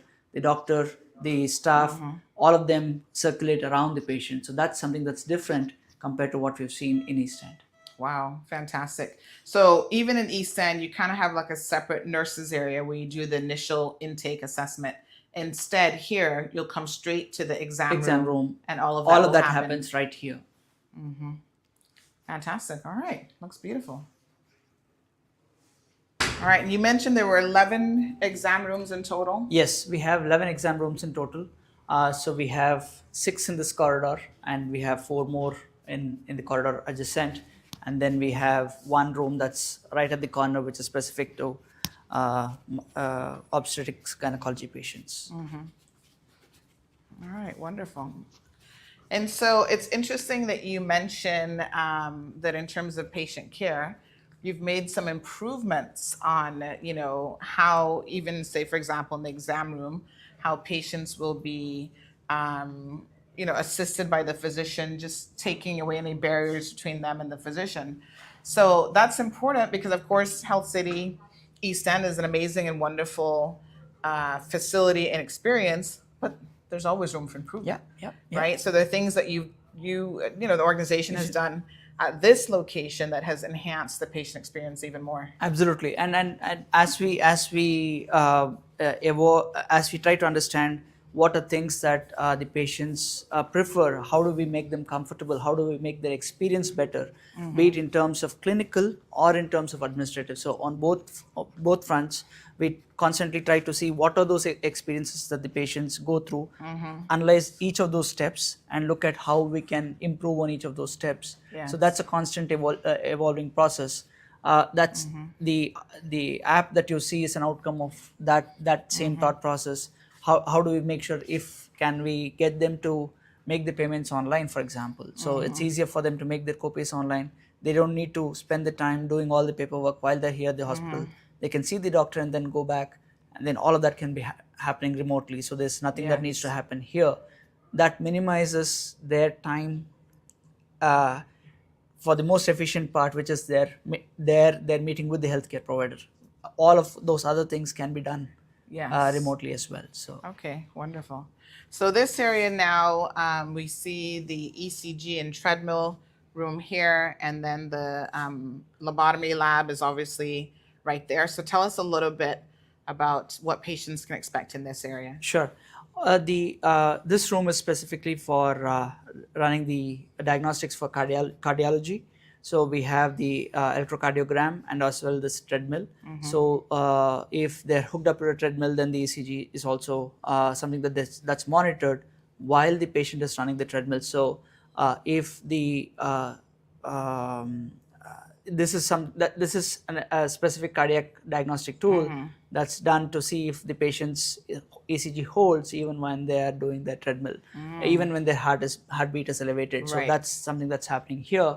And what we see here is phlebotomy, which is their blood draw, their blood collection, sample collection. And we also have the ability to do all this adjacent room where we can collect their urine samples as well. All of this is then collected and then moved directly to the lab through a pneumatic chute. So the entire hospital is connected through a pneumatic chute system. So you can send samples, you can send paperwork, you can send medicines across through those pneumatic chutes, not having to necessarily move from area 1 to area 2, and that improves the speed at which we can do it, that improves the accuracy at which we can do it. So it minimizes the communication errors, so to speak. We can take a look at inside the rooms as well. Absolutely. Nice. So I know the last time we were here, there was still a lot of equipment that had to be installed and put in. I think a lot of it was on island, but of course there's still some final bits that needed to be done. Yes. So the treadmill is still coming. The treadmill is still coming. Yeah. So we have it in the warehouse. We just have to put it in here. So we're just waiting for the final approvals to come in for us to be able to do that. We have the crash cart set up here. You would see that this is a typical crash cart that is done. You would notice that these are sealed. So they would go through all their checklists in terms of what's required. So in case, especially for this area, because when the patient is on a treadmill, they would want to be, in case of an emergency, this is something that's available. We hope we never need it, but all of these are set ready. There's multiple locations within the hospital where this is made available, so that in case the patient arrests at any point, this is available, and then that can be pulled to that particular location. And the all of the storage here items are looked at thoroughly in terms of their expiry dates, in terms of their quantities. So there is a regular check that happens to make sure that the equipment is working, the medicines are not expired, and the quantities are as per what we see, what we're supposed to see. So all of those checks happen. Yeah.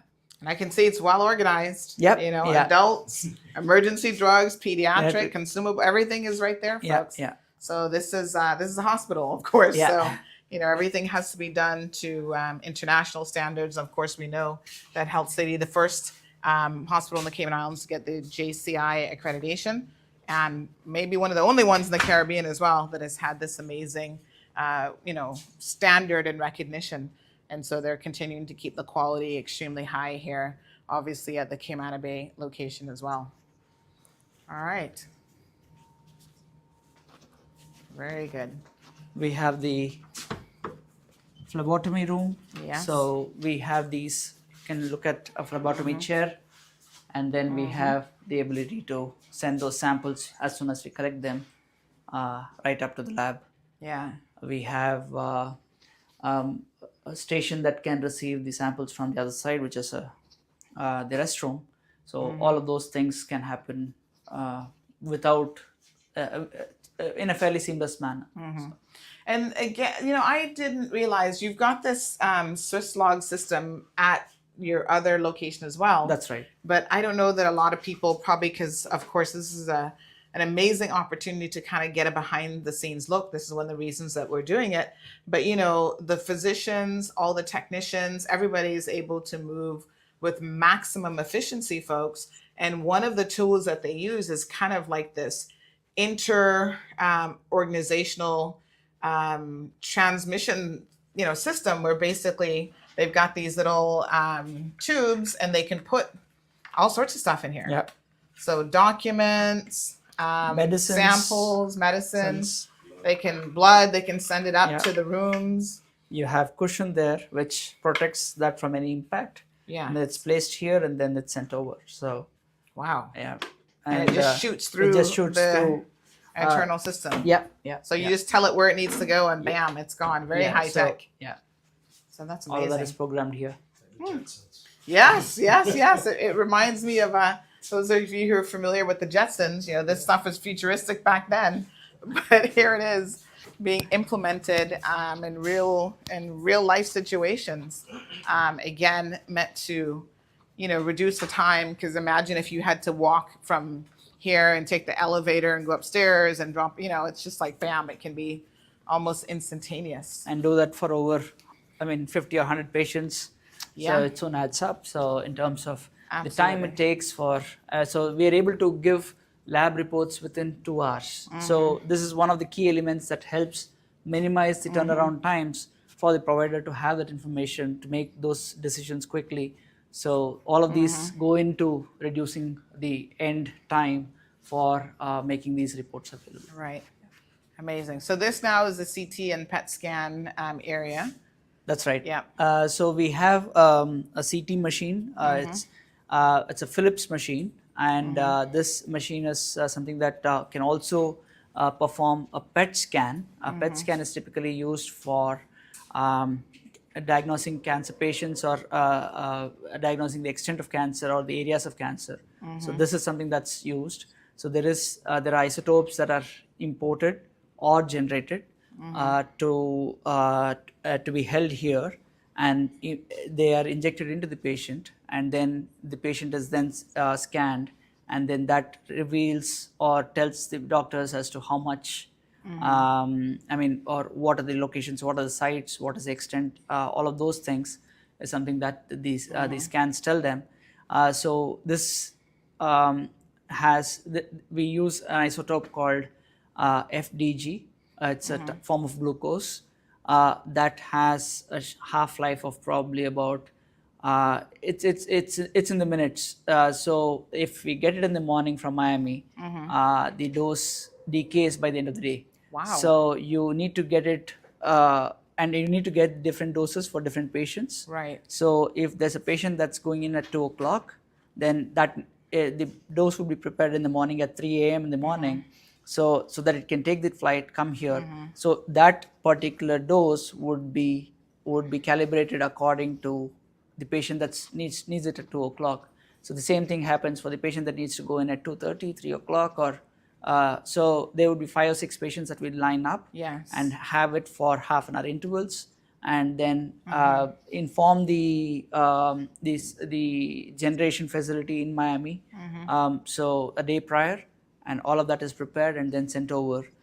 So the clearance, handling, all of those things is done, and then that comes over here. The staff are trained to handle all of these, including the drivers, including the cleaning staff, including all of those staff. So all of them understand how do they need to handle an item as sensitive as this, bring them, hand it over to the technicians here to be able to do their job. Wow, that's fascinating. And the same, we also would be we're trying to see if we can bring in gallium germanium scans as well, and those have an even shorter shelf life. So so they would probably need to be generated here. So there are generators that are available for us to be able to bring those things here. We're working with the authorities to make sure that all of those things are protocols are established, and in terms of safety, radiation safety, to make sure that we can bring all of those scans right here in the Cayman Islands. Amazing. Wow. So, of course, one of the things that I appreciate about this facility is the incorporation of so many sort of Caymanian elements. And of course, East End, where the first Health City Cayman Islands location was, this is kind of, paying homage to that. This is the view, really. This is the view. There in beautiful East End, just, overlooking the ocean and a little bit of the, iron shore that's there. Such a beautiful picture. So I was really pleased when I saw this on display, and you've got, local foliage and flowers and sea grape and stuff incorporated here as well. So we're going to yet another area of the hospital. You're mentioning that this is where the MRI equipment is housed. That's right. So we now have the MRI fully energized. Yes. So last when you were here, I don't think we had energized the magnet, so we were able to go in, take pictures. But now, with the magnet energized, we need to maintain those safe zones. Yes. So there are typically 3 or 4 zones that are maintained from where you access the magnet. So the first zone is where you have general public moving about. The second zone is where you have you have only those patients or nurses available there. The third zone is to really check once again that you don't have any metal objects, including pacemakers, including knee implants, including any of those things. There's nothing that's in your body or on your body that needs to be removed before you taken in for an MRI. And the fourth zone is the MRI itself, or the magnet, where you get the get your study done. Right. So we've tried we can't go in there. It's Yeah, the bottom line, yeah. Because of this, the safety precautions now that it has been basically switched on. Basically switched on. Yes. Yeah. So we do have. So we've topped up the helium that's required for the cooling down of the magnet. So all of those protocols, have been activated as well, and we also have the dome lights and all of those things fixed. But probably we'll send you pictures. But those things have been activated as well. Any metal object, especially that attracts a magnet, that's something that wouldn't be allowed inside, including a cell phone or a or camera or any of those things. Yeah, wonderful. Wow. Okay, pretty neat. All right. So one of the things, again, that you'll notice as you walk throughout the facility is that there's more than ample, seating areas, comfortable seating areas, I should say, and another sort of miniature check-in reception area here. And then what is this hallway that we're seeing here? This hallway has all the diagnostic areas here for radiology. We have the ultrasound. We have the radiologist reporting room as well, where the radiologist can sit and report their studies, but also can come in quickly to access a patient who needs an ultrasound and can perform that ultrasound right here. So that's happening here. Right here to your right, we have the waiting area towards for X-rays, mammograms, as well as the area to the, again, this zoning off for the MRI itself. So all of this is happening here. We have a change room. The patient can come in, change themselves, and they can either go into the X-ray or to the mammography, depending on what the study is, what they've come in for. And before they come in here, they would obviously be checked in here. And once they're checked in, then they're brought into these specific areas. We do you want to look at the X-ray room? Mhm. We can just go in and take a look at the X-ray room. Mhm.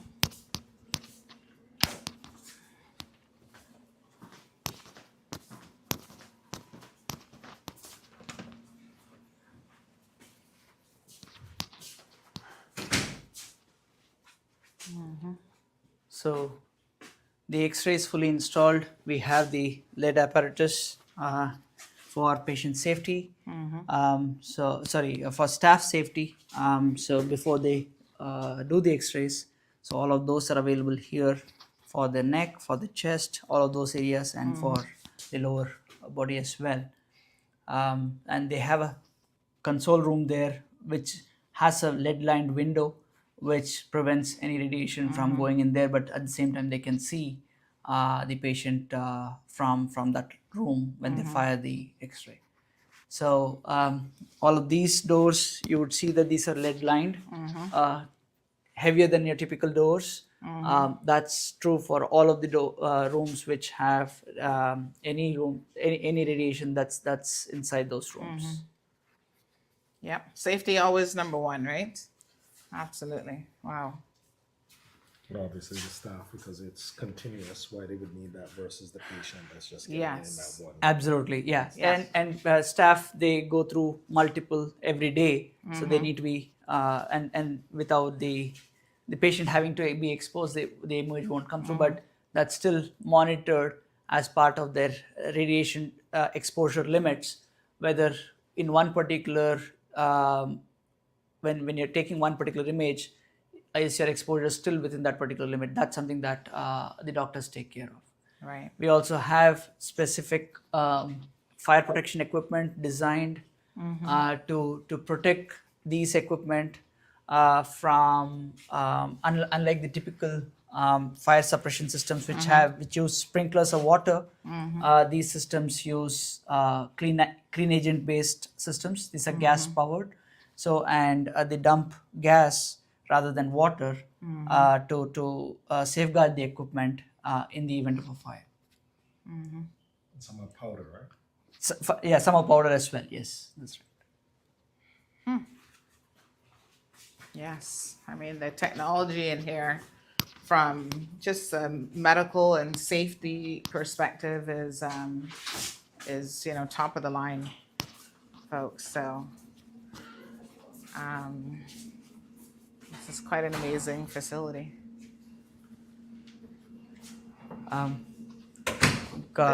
That's the urgent care area. That's something that we would look at opening in phase 2. Yes. Yeah. So Okay. we'll come back for the urgent care And the emergency as well. Yes. To do that separately by itself. All right. Yeah, we are looking at a phased opening in terms of each of these areas. So we are looking at the outpatient and the radiology diagnostics and the lab. All of those things opening in phase 1. Phase 2 would be looking at some of the inpatient areas, procedure rooms specifically opening up in terms of the cath lab, the endoscopy, all of those specific procedure areas, and also some of the recovery rooms that are required to support those rooms as well, those procedures as well. We're looking at all subsequent phases. The last phase would be obviously all of those other things, which include emergencies, because the emergency protocols would need to be set in, and also the last part would be the neonatal care and the maternal care as well. So those parts would be the last parts to be opened. So Right. we are looking at a four stage opening. Right. And over what time period then are we expecting that to happen? It would be over a period of 4 to 6 weeks. Okay. Is where we're opening after we've started the first phase. So that's what we have planned. So that gives the staff to be able to set those protocols, make sure that the processes are in place, the systems are working well, and then move to the subsequent areas as well. So it's 1 to 2 weeks for each phase. Each phase, not 4 to yes. 6 between. Yeah. So Right. the overall period is 4 to 6 It's weeks. 4 to 6 weeks. Okay, fantastic. And at this stage now, you're just literally waiting on the CO, your red card, I think is what it's called. Yes. And Yeah. we also have been working closely with the Health Practice Commission to provide all the inputs that they need to look at the facility in terms of the operating protocols and procedures as well. So hopefully we would be in a position to provide all the information that they need for us to be approved for starting to treat patients in this facility. Okay, wonderful. Well, thank you so much for showing us just some of the areas thus far, and we'll, as areas open up, we'll be back right before they're opening to kind of see those areas as well, and of course sharing it with our viewers, who I know are just so incredibly interested in all of this. So thank you very, very much. Thank you. Pharmacy here, the outpatient pharmacies, as soon as the patient is done with their consultation and they've been prescribed medications, the prescription will flow directly in the EMR to the pharmacist here, and the pharmacist would be ready with the items and understand what insurances the patient have and all of those things, but most importantly be ready to do their counseling here as well. So this is something that the patients can, we also have a home delivery service now.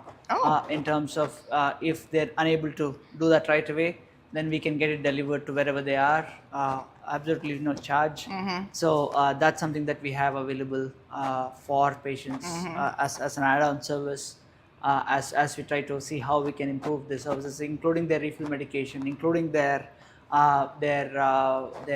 any specific emergency needs in terms of COVID tests and all of those things previously, but now any other medication that they may need. Fantastic. Wow. Well, let's talk more about the home delivery service, because that sounds amazing as well. Yeah. So I mean, we have the ability to fulfill all prescriptions remotely. So once the patient has come and seen the doctor here and the prescription, they can go onto our app again, and there is a place where they can just go in and punch in the details in terms of their name, their date of their consultation, and that's it. And then the pharmacist will pull up those pieces of information and give them a call and see what their next refill is going to be, and then they'll have them on record to do their delivery. So once they register, they register themselves with the pharmacist. That's all that is. So it's a fairly simple, straightforward, quick process. So that's an additional service that's available for patients now. So, wow, fantastic. All right, folks. So again, the pharmacy conveniently located here in what is the central lobby area right at the entrance. So this is, again, fantastic. All right. We expect to open 8 a.m. to 8 p.m. So we have extended hours as well. And hopefully that should help people who are leaving work or want to get in early. They can come and pick up their prescriptions as well. So. Yeah, fantastic. All right, wonderful. Thank you.